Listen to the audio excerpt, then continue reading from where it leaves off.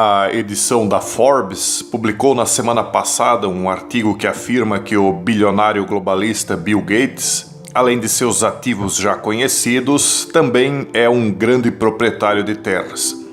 É indicado que após anos de relatos de que estava comprando terras agrícolas em lugares como Flórida e Washington, a revista Land Report, dedicada a propriedades de terras privadas, revelou que Gates, com um patrimônio líquido de quase 121 bilhões de dólares, criou um enorme portfólio de terras agrícolas cobrindo 18 estados.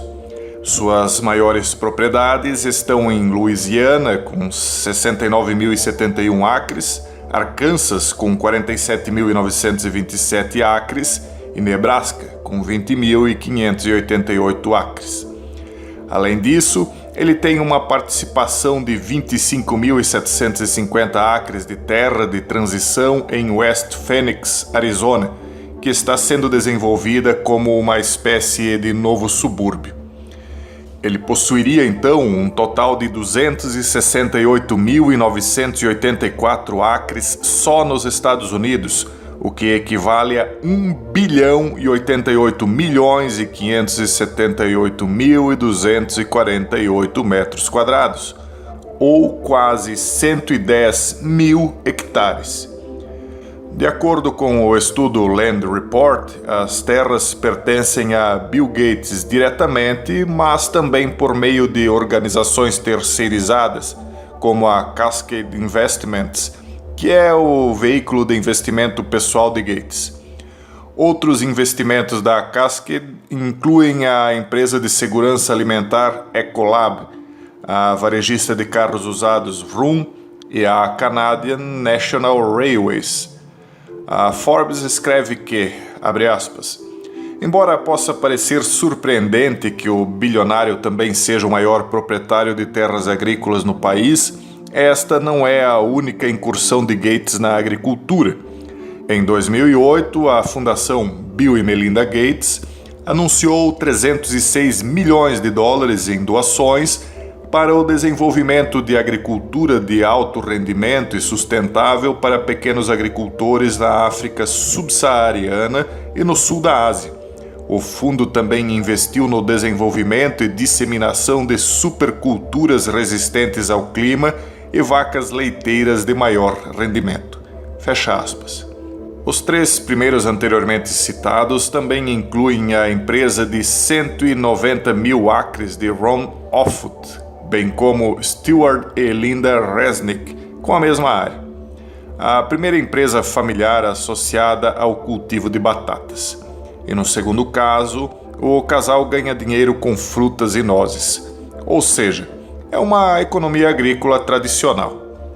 Em termos de proprietários de terras individuais, Gates ainda está muito atrás do magnata da mídia John C. Malone, que ocupa o primeiro lugar com 2,2 milhões de acres de fazendas e florestas, e do fundador da CNN, Ted Turner, que possui 2 milhões de acres de terras de fazenda, o que dá quase 9 bilhões de metros quadrados cada um, ou quase 900 mil hectares de terras cada. É significativo que outro empresário de tecnologia da informação, o proprietário da Amazon, Jeff Bezos, também esteja comprando terras. E ele também intervém ativamente na política.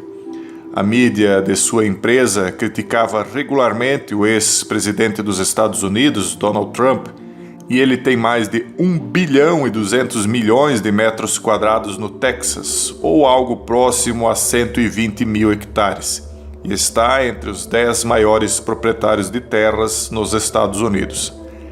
Existe outro método de controle de recursos naturais, que é indireto, quando o governo regula a tal ponto a pequena propriedade que ela se torna inviável para os pequenos agricultores, que por sua vez acabam vendendo as terras e se mudando para as cidades.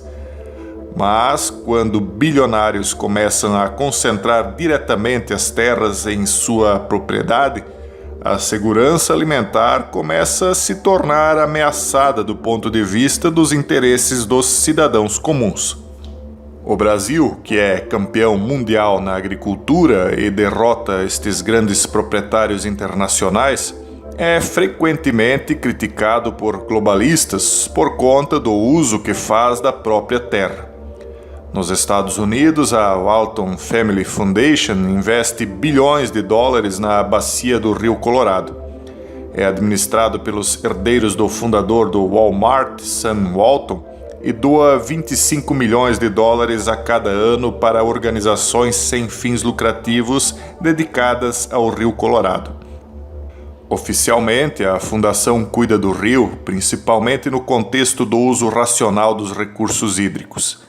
Parte de seu dinheiro vai para a reconstrução do rio ou para uma irrigação mais eficiente. No Rio Colorado, há o que se chama de gestão da demanda, ou seja, um esquema específico de comercialização de água doce, onde, de acordo com este conceito, benefícios em dinheiro são pagos aos produtores rurais pela concessão temporária da irrigação. Em novembro de 2020, o Colorado Water Conservation Board endossou este programa de gerenciamento de demanda, entre aspas, tornando um plano de trabalho para a segunda etapa e trazendo formalmente o conceito mais perto das políticas atuais nos estados upstream do Novo México, Wyoming e Utah. Oficialmente, isso é classificado como planejamento para a seca. No entanto, essa abordagem que beira a conversão da água em commodity levanta questões. Quão eficaz é para o Rio Colorado? E como isto tem desestimulado os pequenos agricultores ao ponto de eles cogitarem em vender a terra e abandonar o campo. Esse excesso de regulamentações não está ocorrendo também no Brasil? Os críticos do globalismo nos Estados Unidos observam com consternação que, abre aspas, o fato de filântropos e tecnocratas bilionários estarem adquirindo terras em um ritmo acelerado parece dizer ao público em geral que no futuro a propriedade privada praticamente deixará de existir. Fecha aspas. Talvez eu estivesse certo quando, alguns anos atrás, falava que rumávamos para um novo feudalismo, desta vez tecnocrata. Mas, num mundo onde a inteligência artificial e robôs lavrarão a terra, talvez sejam poucos os novos servos do feudo necessários para pressionar botões e apertar alguns parafusos. No livro do fundador do Fórum Econômico Mundial e globalista Klaus Schwab, A Quarta Revolução Industrial, ele fala alegremente sobre a abolição da propriedade privada em um futuro próximo. No entanto, aparentemente, a propriedade privada não será cancelada para todos. Acontece que a grande maioria dos cidadãos viverá em um estado de dependência constante de um pequeno número de famílias ricas que possuirão tudo e terão as ferramentas para controlar as massas. E, ao contrário da Idade Média, agora os senhores feudais serão bilionários donos dos gigantes tecnológicos do mundo, e os servos serão os usuários de seus serviços. Tudo isso já está acontecendo nos Estados Unidos. Os negócios dos pequenos burgueses, pequenas lojas e fábricas familiares no mundo inteiro foram mortos ou prejudicados gravemente durante os lockdowns por fechamentos incentivados justamente por estes mesmos bilionários. O pior é que, mesmo me ouvindo, muitos ainda não entenderam o que eu venho dizendo há vários meses. Sua riqueza e sua liberdade estão sendo roubadas debaixo do seu nariz. Não deixe de se inscrever no canal e lembre de visitar o empóriodoperegrino.com.br. Um forte abraço e até o próximo vídeo, se Deus quiser.